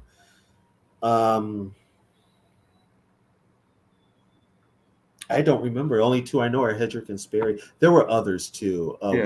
Wheelock Whitney, I think, was part of it, and he was a politician. But I mean, with the original Viking owners, I mean, I know who they were. I mean, Max Winter was the face of the franchise. He was the owner. Yeah. But what you never saw Max Winter do was press conferences. He never did pressers. He never talked after the game. He left that all to Bud and the GM. So he was invisible. We knew who he was, but he was invisible. I think the only time I heard a lot about Max Winter was when Bud Grant came back. And they had both Max and Mike Lynn at the press conference, and Bud sat between them. And they kept asking there he is, Max Winter. They kept asking Bud, what made you come back to the Minnesota Vikings? And he kept saying, I think Winter was on his right. He said, demand to my right. And that was Max Winter. Yeah. But we never heard about the owners. And then, Max's health. And then Max, I think, sold his portion of ownership to the Polads. And Fran Tarkenton was part of that, and that was in the 80s. And Mike Lynn put up a stink about that. And so he wanted to be owner himself, right? He wanted to be owner himself, but they had a big thing about that. Oh, let me back up here. We talked about Jim Finks, right? Yes. Okay. The greatest front office. The greatest front office guy we've had. The only real football guy we've had. Yeah. Jim Finks. After the 73 season, the Vikings went to the Super Bowl. Jim Finks approached Max Winter and wanted part ownership in the team. Max Winter wouldn't give it to him. Max was he was a jerk like that. Yeah. Well, guess what? Finks resigned. He resigned. He said, okay, I'm done. And Winter turned it around and gave it to Mike Lynn. There was a connection between him and Mike Lynn. I forget what it was, but Mike Lynn got blackmail. Mike Lynn had blackmail on him or something. Probably. I don't know. It's something. Had to be. Okay, Finks, Flynn. Yeah, Finks and Lynn. It just, and what happened was, Jim left, but right away, guess who signed him? George Halas and the Bears. So, up he built the until '85 team, didn't he? Yeah, he built that. And he's also the reason. There were 3 reasons Alan Page, after he got cut, ended up in Chicago: Jim Finks, Neil Armstrong, Buddy Ryan. Yep. That's why Alan ended up in Chicago. Not the astronaut. Not the astronaut. He wasn't a football coach as well. Yep. But yeah, I mean, Mike Lynn, and then he makes the trade for the Herschel Walker thing, and it all falls apart. But it had kind of fallen apart before then with Mike Lynn. He wouldn't sign players. When the USFL folded, he signed those players. But then he wouldn't give Joey Browner a new contract. He wouldn't give I'm sorry, but it was so wrong. Even though I bought one, but it was so wrong seeing Browner in the creamsicle Buccaneers uniform. Yeah, and the reason we let him go was because he failed his physical. That's why we let him go, because he failed his physical. I think Denny wanted to move on from him anyway, but yeah, he failed his physical. Either one of those 2 guys would have been better than what we have now. But the problem is, Mike Zimmer, they wanted to get so far away from the atmosphere that Zimmer was creating that they were so afraid that Harbaugh, and I'm not so much about Raheem Morris, but definitely Harbaugh is a tough. Harbaugh's old school coach. Yeah. And when you have a player who's no longer here, who complains about somebody not saying hi to them when they're walking down the hallway, you can't have someone like Harbaugh as your head coach. And like I said, guess what, you soft little pansy? If you had played back in the day, Bud Grant never talked to anybody. Yeah. He never talked. I've told this story before. I talked to Bob Lertzema, the former Viking. He told me Bud Grant never talked to him. Bud Grant didn't talk to him. He was on that team for 5 years. Bud didn't talk to him until he told him he was traded to Seattle, and he told him over the phone. I mean, come on, people. But Harbaugh was that old school dude. He was. Yeah. Yeah, hopefully the NFL is changing that soon, though, because I'm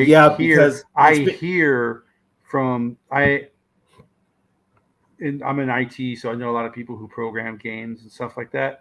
I hear that the NFL is seriously, for the first time in about 20 years, thinking about opening up the licensing to either more than one game company or let somebody else bid on it, because it used to be more than one. Right. The one thing about the NFL is they want to protect that shield. They don't want anything that's not good representing that shield. And Madden has been so bad for so long that they're thinking about, because before the players would say, the NFLPA said, "Oh, we're only signing a players association agreement with Madden. We're not doing anything else." Well, there's 4 games coming out that have the NFLPA with it. So the players don't care. This is more of an NFL thing. And I think they're starting to get to the person, or maybe they're starting to get to Goodell. I don't know, from what I hear, that they are seriously thinking about giving up because it's such a bad product. The NFL doesn't want to be associated with a bad product. Oh, you mean with Madden? Yeah. Well, and now, okay, what about the family of John Madden? They just bought the name John Madden. They have nothing to do with the game anymore. It's kind of a slight on John Madden's name. The game is so bad. Yeah. It is. It really is. When the game first came out, it was awesome. Oh, it was awesome. They have no competition now. But and I played video games back in the day, Sega all the way up to PlayStation, like 3 or 4. Yeah. You had Madden, but you also had other options. Right. Sony had their own. Sony had their NFL own. Game Day. Yep. Microsoft had their own with Peyton Manning on the cover. NFL 2K with Moss on the cover. Yep. And then, so then I think you also had Midway. I think they had. Yeah, there was like multiple. Midway had NFL Blitz. Yeah, I believe. But I mean, but it was still an NFL licensed game, though. It was still NFL license, but that's the thing, because I remember when it happened, They got all that money from EA Sports. Yeah. And after that, you could just tell the Well, product was just bad. It was two factors. One, NFL 2K absolutely 2K5 absolutely destroyed Madden, Yeah. and they sold it for $20. So that with them selling it for $20 and EA going to them and EA telling them, say, hey, you guys really don't want a low value product, do you? Because they sold the game for $20. Mm-hmm. So the NFL was like, yeah. So that comment that EA made to the NFL for getting Madden may be coming back to bite them in the butt right now. So, and it should. They've had it for too long. Yeah. I won't even play it. I won't play it at all. Yeah, I don't. Yeah. NFL. The NFL is my favorite sport, but it's the only sports game I don't play. I play hockey. I play baseball. I play basketball. I'm starting to wane a little bit from the basketball game because it's turned into a microtransaction hell. But fundamentally, the game itself is good. Mm-hmm. But yeah, it's the only game I don't play. Well, and sports has changed so much from years gone by, and it's not for the better. The Yogi at work VAQ usually works at this time. But yeah, the Herschel Walker, I don't know, because even after he did that trade, it was a disaster. He didn't actually get fired; he quit. He quit. It was his to run the World Football League. The Walker trade did seal his fate. It did. He had, and the players it was a changing of the guard anyway. But the Walker deal has sealed his fate. And then the next year, when they started out 1-6, he left. He up and quit. And Dave Huffman, the late Dave Huffman, said it best. It's like it's like a rat leaving a sinking ship. So yeah, that was his undoing. But many people didn't know this about Mike Lynn. We had the Metrodome, right? You know those suites that were in the Metrodome. There wasn't many. No, but there was enough. Yeah. Mike Lynn owned those suites. Mike Lynn was making money off those suites until the day he died. He was not even with the team, not even affiliated with sports anymore. He made money off of those suites until the day he died, because he died before the Metrodome was finally blown up. He died in 2012, and the Metrodome's last season was 2013. He was making money off of those suites. Yeah. Don't ask me how, but he wasn't stupid. No. He wasn't stupid. He killed the Vikings, made the Cowboys great those 3 years. But and with Mike was such a older players. Ed White hates him. Ed White, the former Viking guy, he hates him. What happened in '77 after the Vikings went to the Super Bowl? A couple of things that happened.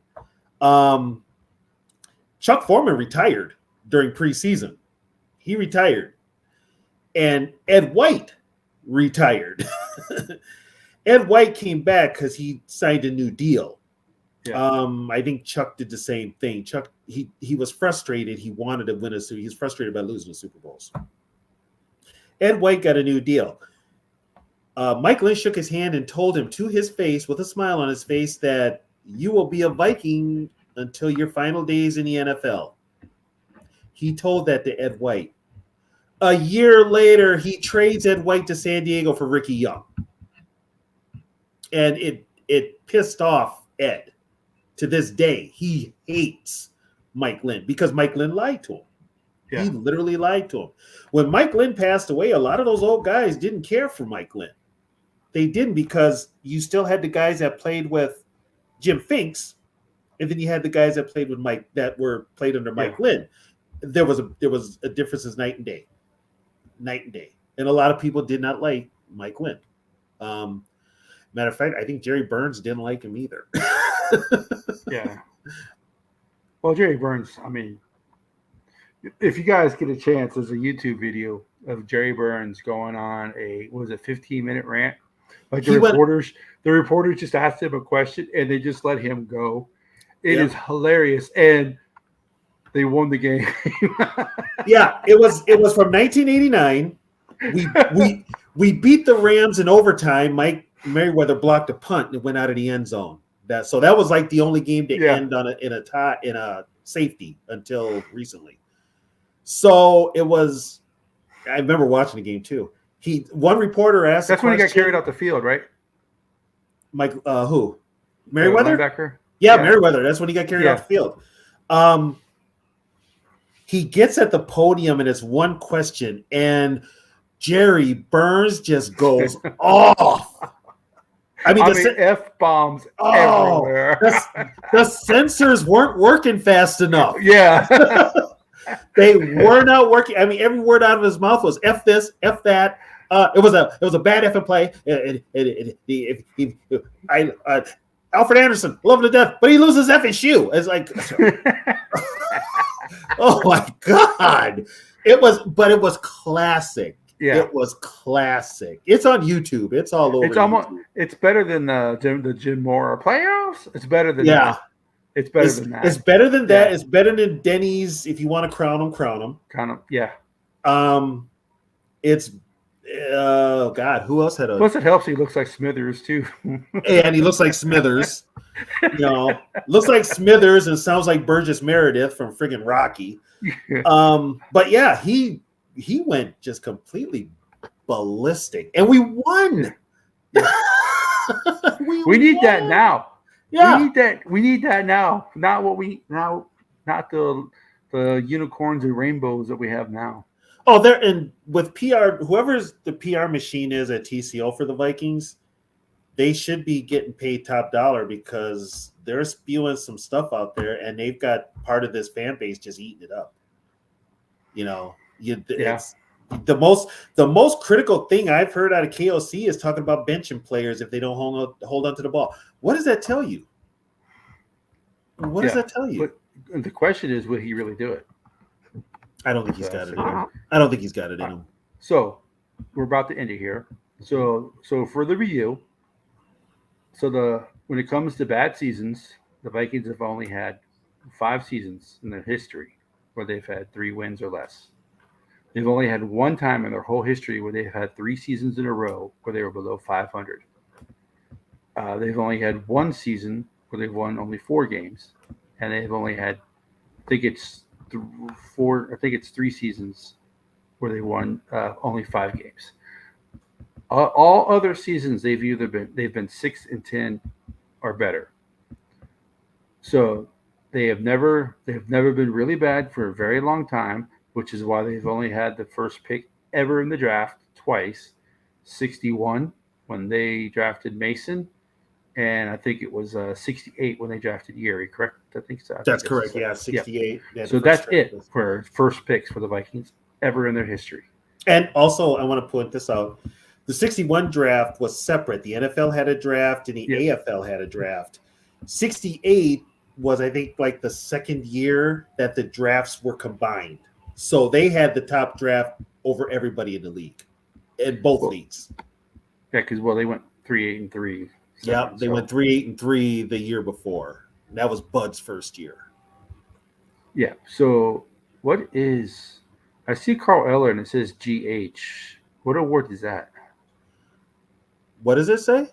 It says Carl Eller GH. Alan Page won GH. Well, I could say Chuck Foreman was offensive rookie of the year in '73. Alan Page also won an award for GH. I wonder what that is. Alan Page won the award for he was the most valuable player in '71. GH. Oh God. Yeah. What does it say? Alan Page won MVP Defensive Rookie of the Year in the UPI NFC award in '71. And then Carl Eller got GH. I wonder. Does it say? Oh, it says right. GH is Newspaper Enterprise Association. Okay.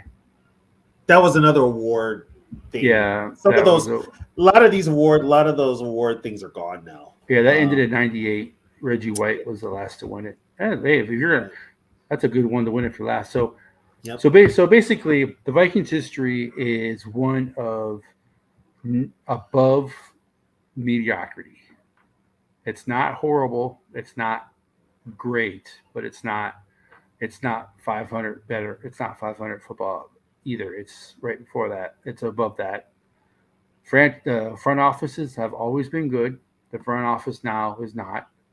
Um, This is the worst front office. This is the so worst. people are worried about the Vikings being in purgatory if they blow it up. With this front office, for the first time, that may come true. But history says otherwise. So I don't know where to go on this. Put it this way: unless you get football people that know what they're doing, and I'm not talking about Grigsby, Right. somebody that's got some sort of that knows how to wheel and deal. Quezzy can't do it. Quezzy. I mean, phones will be ringing off the hook. Quezzy will give up the whole team for 6-round draft choices.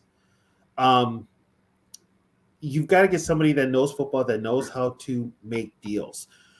Most of all, though, this team has to clear a ton of cap space and clear up some money to want to get players in here. And that's the whole thing, because you're going to have to build through the part of the draft, but you're going to have to get free agents that want to come here. And the free agents we've got have been duds. I'm just going to put it like this. Zadarius was good till he broke down, but they've been duds. I mean, Lowry is terrible, and Davenport can't even get on the field, but he's probably terrible anyway. Hicks was an Equasi signing, was he? Yes. Hicks Yeah. was. So Yes. he's been okay. He's the only one. Yeah. He's really the only one. And we'll see how Reisner does. Right. We'll see how Reisner does, but you've got to get some stability at the top. We don't have that. That's the one thing they've always had as a franchise. You had one person calling the shots, whether it was Spielman or Lynn or Zimmer. Even during the Gang of 10 days, it was like Gary Woods. It was Jeff Diamond. You even had Denny Green calling shots.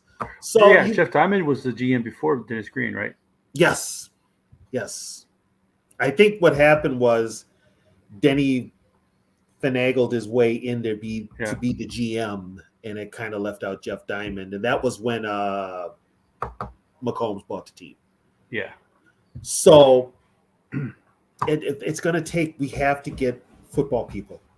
Now, Viking fans, I'm just going to tell you right now, if we are bad for the rest of the year, and we're bad, there's no guarantee we're going to be bad for 2 or 3 years, but we could be 500 or lower. Just brace for that, because that could happen. This team has a lot of holes that they need to Even Swiss upgrade. cheese success. He goes, damn, you got a lot of holes. Yeah, no kidding. Yeah, exactly. I mean, this team has a ton of them on both sides of the ball. You need leadership, you need players, you need a scheme that works, that fits the personnel you have. You need direction in the front office. There's a lot of needs on this team. So all I can say basically is be patient. This will test your patience, Vikings fans. This will test your patience. Because he is not walking through that door. No, So, he's not. He's not. The team has gone soft since they don't play here anymore. Very true. Very true. So the team is what it is. A lot of things need to change, but they're the Vikings, and I love them now, and I'll love them to the day I die. We're not going anywhere if you blow it up. But no, I'm a Viking fan until my final breath. Yeah. And I'm not being negative by calling them out. I'm being a real fan by calling them out. Just because I call them out does not mean I hate this team. Means I care. Probably too much. But I want to see this team succeed. I want this team to go back to what it had years ago. I want to see, when you say the Minnesota Vikings, I want people to be like, I don't want to face that team.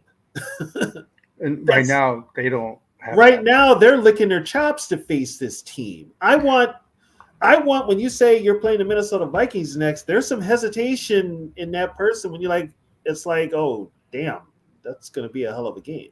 You don't get that now.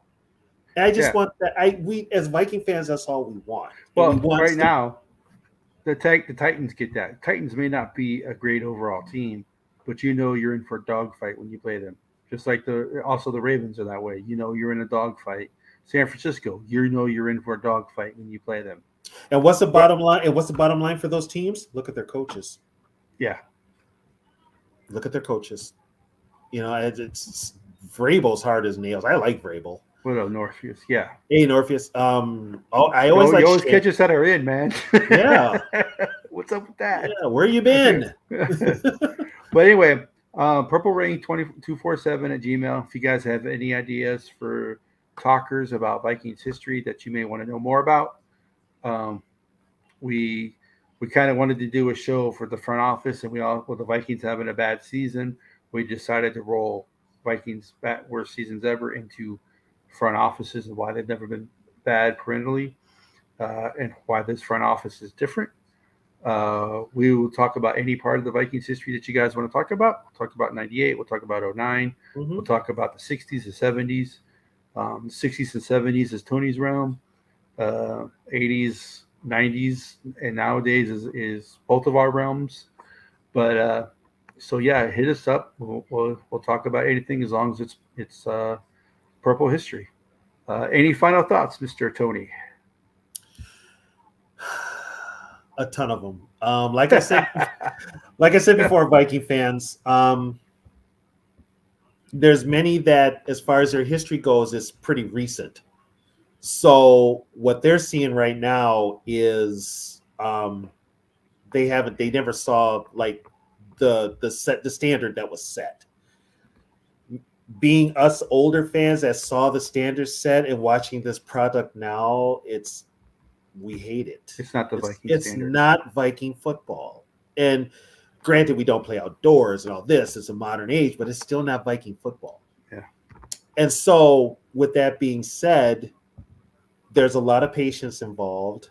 You can, as a fan, be critical of this team. You can. It doesn't take away from your fandom at all. You're still a fan.